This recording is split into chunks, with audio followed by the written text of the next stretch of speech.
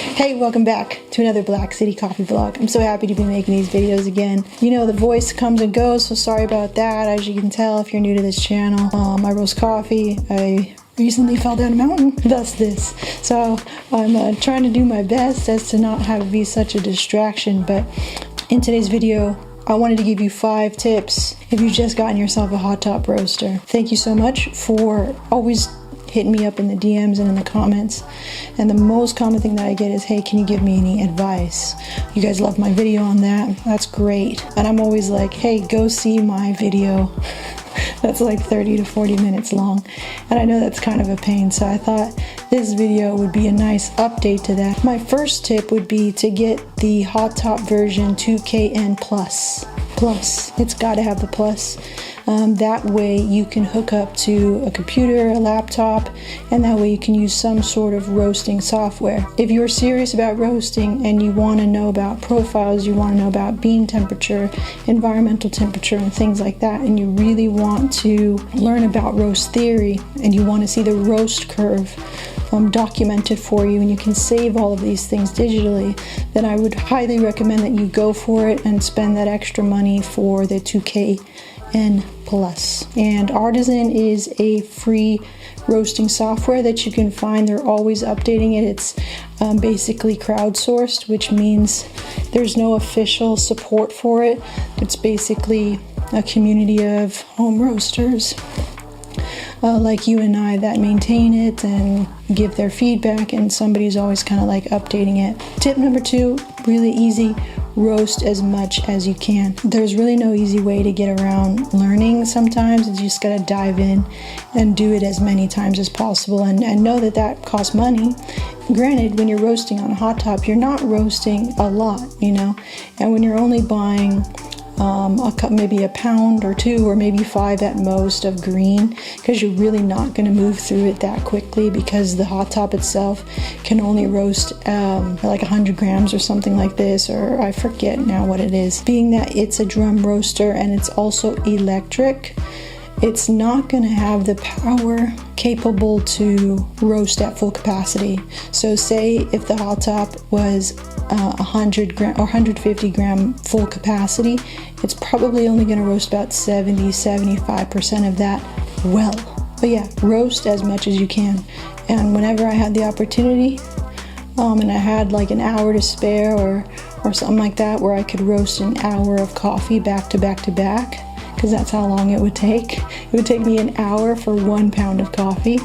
That's just because how the batches were. I would learn a lot in that hour. Tip number 3, try to get your hands on different types of processed coffees. For example, we have washed, we have dry or natural, we have double washed, we have honey, we have anaerobic, we have anaerobic washed, you know, we have white honey.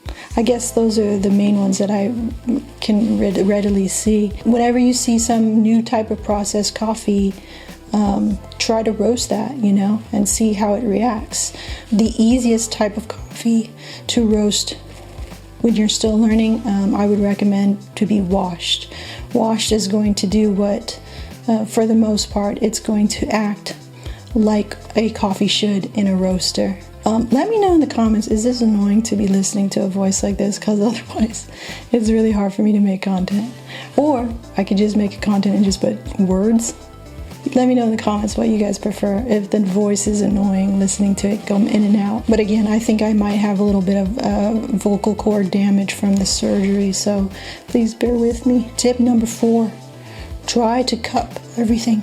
Try to taste everything. You won't know if you did something wrong or right sometimes during a roast. Say even your roast curve looks perfect, but you didn't cup it.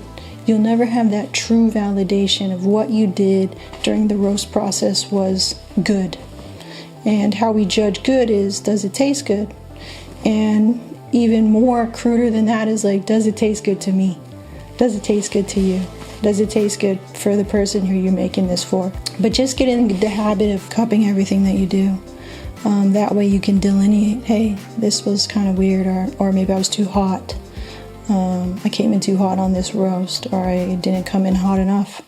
And you're like, oh, I didn't even get a first crack. Like, what is that going to taste like, right?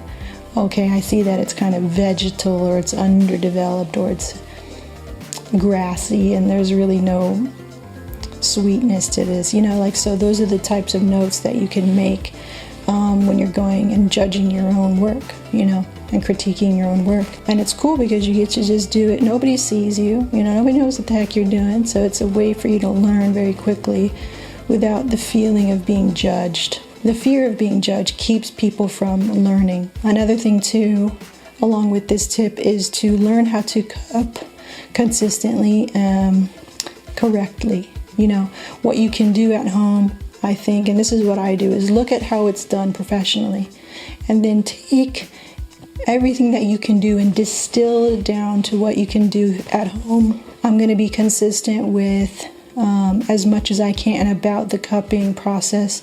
I may not be a professional, but I know I'm keeping it pretty standard and consistent on these 5 or 10 things of what a professional actually does. And what that'll do is just set you up more for success and give you better tools on your palate. This is hard. We're going to pull through. Another thing too, as while you're looking up how to cup, don't drink the coffee when you're cupping.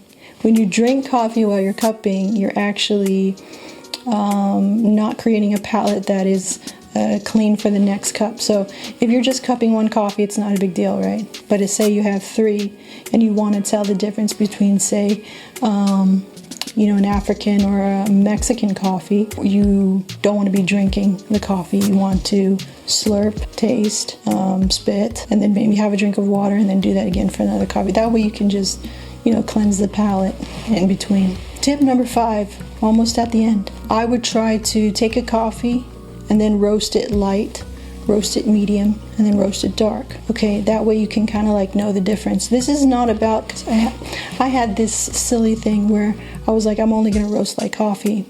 But that, you know, shallow depth of field in terms of thinking as a roaster was just sort of, I didn't know. You know, I really didn't know what it meant to be a roaster yet. So I was kind of making assumptions about what and how I wanted to show up as a roaster, which it was a mistake. So now looking back, and I'm making this video now, I would gladly recommend and happily recommend learning how to roast light, medium, dark, and just seeing and appreciating the beauty of each profile as a roaster. You need to know the scale. If you only know and do and execute one thing at a time, your world's very small, which, you know, that's what happened to me. But that's okay, because there's always tomorrow, and you're always learning new things, and you're always evolving. And that's what this channel is about. That's what I'm all about, for sure. Bonus tip number 6. While you're doing your light, medium, and dark, and you feel like you've nailed those, now it'd be a good time to kind of find the in-between. So you have city, full city, beanies. Try for City Plus. What's that like? And see if you can tell the difference as a roaster when you go to cup it. Go for full city plus. What is that? What does that look like in the timing scale? What does the overall roast development look like in the time, in the temperature? All right, so those are my tips. Thank you for hanging in there with the voice. Let me know in the comments if that was helpful for you, and we'll see you in the next one. Bye.